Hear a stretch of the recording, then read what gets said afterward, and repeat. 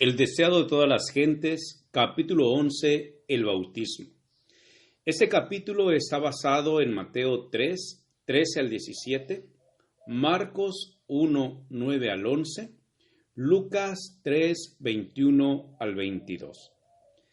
Las noticias referentes al profeta del desierto y su maravillosa predicación cundieron por toda Galilea.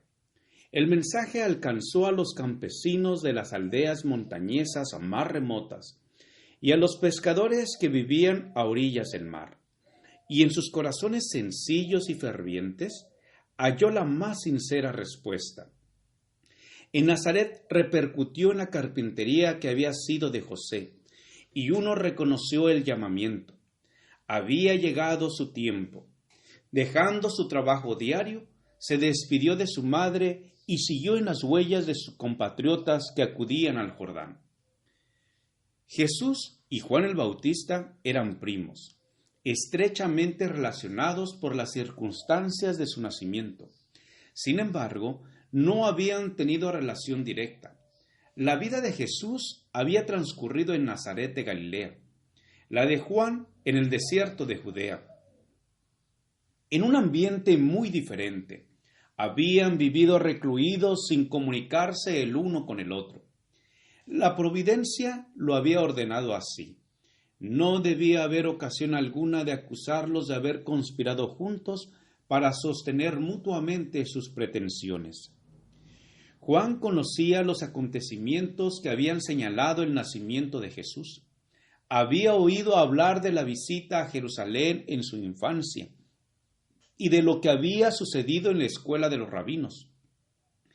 Conocía la vida sin pecado de Jesús y creía que era el Mesías, aunque sin tener seguridad positiva de ello. El hecho de que Jesús había quedado durante tantos años en la oscuridad, sin dar ninguna evidencia especial de su misión, daba ocasión a dudar de que fuese el ser prometido. Sin embargo, el Bautista esperaba con fe, sabiendo que al tiempo señalado por Dios todo quedaría aclarado. Se le había revelado que el Mesías vendría a pedirle el bautismo, y entonces se daría una señal de su carácter divino. Así podrían presentarlo al pueblo. Cuando Jesús vino para ser bautizado, Juan reconoció en él una pureza de carácter que nunca había percibido en nadie. La misma atmósfera de su presencia era santa e inspiraba reverencia. Entre las multitudes que le habían rodeado en el Jordán, Juan había oído sombríos relatos de crímenes y conocido almas agobiadas por miriadas de pecados. Nunca había estado en contacto con un ser humano que irradiase una influencia tan divina. Todo esto concordaba con lo que le había sido revelado acerca del Mesías. Sin embargo, vacilaba en hacer lo que le pedía Jesús. ¿Cómo podía él, pecador, bautizar al que era sin pecado? ¿Y por qué había de someterse él, que no necesitaba arrepentimiento, a un rito que era una confesión de culpabilidad que debía ser lavada? Cuando Jesús pidió el bautismo, Juan quiso negárselo, exclamando: «Yo he menester ser bautizado de ti, ¿y tú vienes a mí?». Con firme, aunque suave autoridad, Jesús contestó: «Deja ahora, porque así nos conviene cumplir toda justicia». Y Juan, cediendo, condujo al Salvador al agua del Jordán y lo sepultó en ella. Y Jesús, después que fue bautizado, subió luego del agua, y he aquí los cielos le fueron abiertos, y vio al Espíritu de Dios que descendía como paloma y venía sobre él. Jesús no recibió el bautismo como confesión de su culpabilidad propia. Se identificó con los pecadores, dando los pasos que debemos dar y haciendo la obra que debemos hacer. Su vida de sufrimiento y paciente tolerancia después de su bautismo fue también un ejemplo para nosotros. Después de salir del agua, Jesús se arrodilló en oración a orillas del río. Se estaba abriendo ante él una era nueva e importante. De una manera más amplia, estaba entrando en el conflicto de su vida. Aunque era el príncipe de paz, su venida iba a ser como el acto de desenvainar una espada.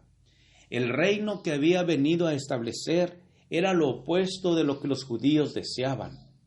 El que era el fundamento del ritual y de la economía de Israel iba a ser considerado como su enemigo y destructor.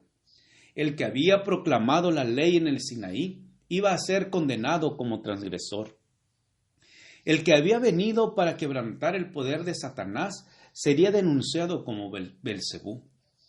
Nadie en la tierra le había comprendido, y durante su ministerio debía continuar andando solo.